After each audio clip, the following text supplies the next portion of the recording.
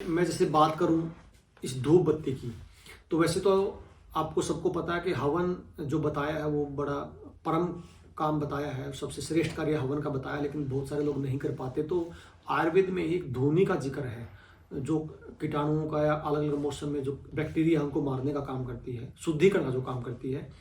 आप यकीन नहीं करोगे, जो बाजार में जो धूप है किसी भी गौशाला को छोड़ के, जो की पारंपरिक जो एडवर्टाइजमेंट से जो धूप बिकती है, जो अगरबत्ती बिकती है, तो अगरबत्ती तो लगभग सारी की सारी बांस बेस्ड होती हैं।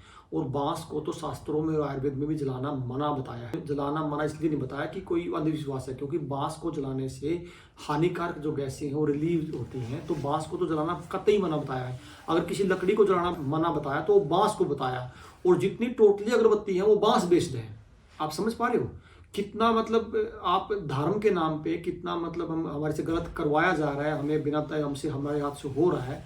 आप ये देखिए, दूसरा क्या है, जिसका हमें जो चीज़ हमें शुद्धिकरण के लिए करनी थी, धूनी या जो धूप हमें शुद्धिकरण के लिए हम यूज कर रहे हैं या हम पूजा में यूज कर रहे हैं, अगर उसका केमिकल एनालिसिस हो जाए, जितनी तरह की धूप है मार्केट में, तो आपके पाँव के नीचे से ज़मीन खिसकने वाली है।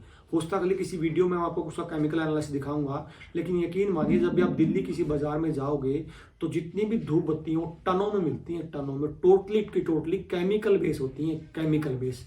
जितनी खुशबू होती है सिंथेटिक होती हैं, क्योंकि अगर कोई खुशबू है नेचुरल तो वो दो ही हैं, गुलाब की तेल की और आपका चंदन का तेल। गुलाब का तेल का जो रेट है दिल्ली का, होलसेल का रेट बता रहा हूँ, 6 लाख रुपए लीटर है, जो ओरिजिनल है बिना सिंथेटिक का। और चंदन का तेल 1.5 लाख लीटर है, उसके बिना खुशबू नहीं आ सकती इनकी। बाकी जितनी खुशबू सारी सिंथेटिक है, उसमें यूज टोटली केमिकल बेस, किसी भी एक जड़ी बूटी का प्रयोग उसमें नहीं होता। खुशबू सिंथेटिक होती है और केमिकल बेस वो होती है। तो कोई साथी अगर उसको बंद कमरे में या दुकान में या मकान में पूजा के टाइम धूप बत्ती का अगरबत्ती का यूज कर रहा है, तो वो आने वाले फेफड़ों के कैंसर को बढ़ावा दे रहा है या निमंत्रण दे रहा है। आप अपने जो ग्राहक है उसके साथ भी आपके हाथ से फ्रॉड करवाया जा रहा है, अशुभ काम करवाया जा रहा है, और आपके साथ तो हो ही रहा है, क्योंकि जितनी देर धुआं आपके अंदर जाने वाला है आपके फेफड़े खराब होने वाले हैं। तो मैं एक बात कहना चाहता हूं, अगर आपके पास वो नहीं है और कोई व्यवस्था नहीं है, तो आप थोड़ा सा लोबान है, आगर है, तगर है, सुगंध बाला, सुगंध कोकिला या इस तरह की कोई चीजें हैं, आम की लकड़ियां, बुरादा है, आप घर पे लाके उसकी घी डाल के देसी गाय को उसकी धूनी दे दीजिए, उससे पूजा कर लीजिए।